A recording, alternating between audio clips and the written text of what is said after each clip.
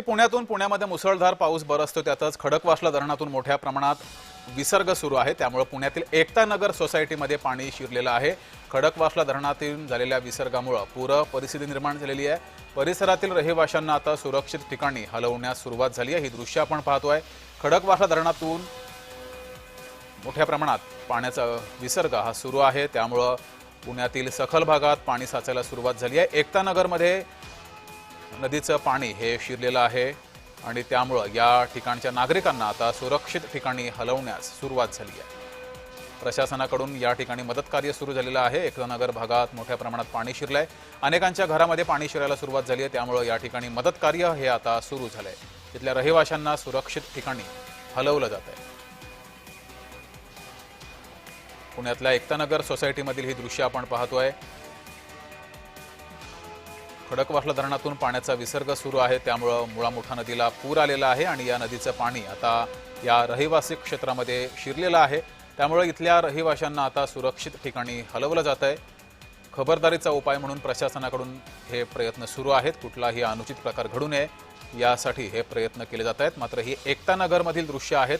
मोठ्या प्रमाणात पाणी एकता नगरमध्ये शिरलेलं आहे आणि अनेकांच्या घरात सुद्धा पाणी गेलेलं आहे। या ठिकाणी मदत कार्य प्रशासनाकडून सुरू झालंय।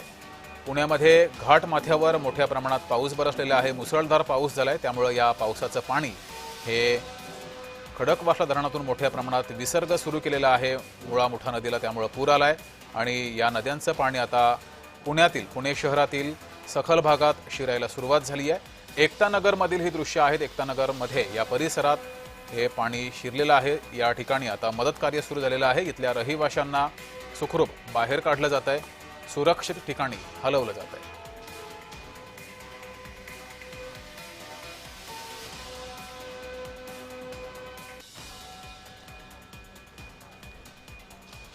अधिक माहिती घेऊया। आपले प्रतिनिधी रोहन कदम आपल्या सोबत जोडलेले आहेत। रोहन, एकता नगरमध्ये मोठ्या प्रमाणात पाणी शिरलेलं आहे।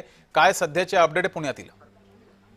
जगदीश, खरं तर मागील वर्षी देखील मोठ्या प्रमाणामध्ये या एकता नगर सोसायटीमध्ये पाणी शिरलेलं होतं आणि आता देखील तशीच परिस्थिती उद्भवतीचं काय अशी शक्यता जी आहे ती निर्माण झालेली आहे। कारण का खडकवासला धरणातून जवळपास 35,000 क्युसेकने जे आहे ते पाणी सोडलं जात आहे आणि या पाण्याच्या विसर्गामुळे एकता नगरी सोसायटीला मोठा धोका जो आहे तो आता निर्माण झाल्याचं चित्र पाहायला मिळतंय। कारण का एकता नगर सोसायटीमधील वर्षा विहार सोसायटीच्या अगदी दारामध्ये जे आहे ते आता पाणी आलेलं पाहायला मिळतंय आणि कदाचित सोसायटीच्या बेसमेंट पर्यंत हे पाणी अगदी काही मिनिटांमध्ये तासांमध्ये पोहोचू शकतं आणि त्यामुळे तिथल्या लोकांना जे आहे ते मदत कार्य सुरू झालेलं आहे।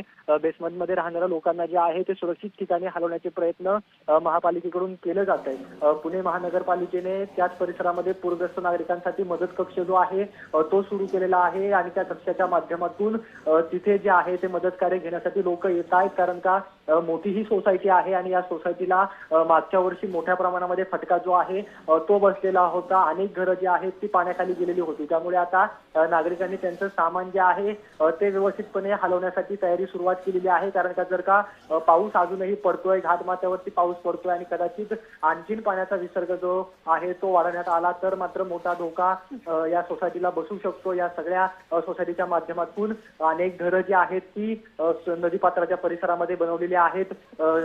पूर रेषेच्या आतमध्ये जे आहेत ते बनवण्यात आलेले आहेत। त्यामुळे मागच्या वर्षी देखील या सगळ्यावरती प्रश्नचिन्ह जो आहे तो निर्माण झालेला होता आणि आता पुन्हा एकदा अशीच परिस्थिती उद्भवलेली पाहायला मिळते। त्यामुळे जर का घाटमाथ्यावरील पाऊस थांबला नाही आणि शहरातील पाऊस थांबला नाही तर मात्र खडकवासला धरण क्षेत्रातून आणखीन विसर्ग जो आहे तो केला जाऊ शकतो आणि त्यामुळे या सगळ्या लोकांना जो आहे तो फटका बसू शकतो। त्यामुळे सगळी यंत्रणा जी आहे ती सध्याच्या घडीला सतर्क झालेली आहेत। महापालिकेच्या आयुक्तांनी देखील काही वेळापूर्वी बैठक घेतलेली आहे आणि या लोकांसाठी देखील मदत कक्षाला विशेष अशा सूचना ज्या आहेत त्या दिलेल्या आहेत। इथल्या लोकांना जर का स्थलांतरित करावं लागलं तर त्यांची पर्यायी व्यवस्था जी आहे ती महापालिकेने केलेली पाहायला मिळते। त्यामुळे पाऊस जो आहे तो अजूनही थांबलेला नाहीये। कदाचित उद्यापर्यंत देखील अशीच परिस्थिती पावसाची जी आहे ती पाहायला मिळू शकते आणि त्यानंतर जर का पाण्याचा विसर्ग वाढवण्यात आला तर मात्र मोठ्या प्रमाणामध्ये फटका या सगळ्या सोसायटीला बसू शकतो। त्यामुळे सध्याच्या घडीला सगळी यंत्रणा जी आहे ती एकता नगर परिसरामध्ये पोहोचलेली आपल्याला पाहायला मिळते। रोहन, तुम्ही या पूरस्थितीवर लक्ष ठेवून राहा। तुर्तास धन्यवाद दिलेल्या माहितीबद्दल।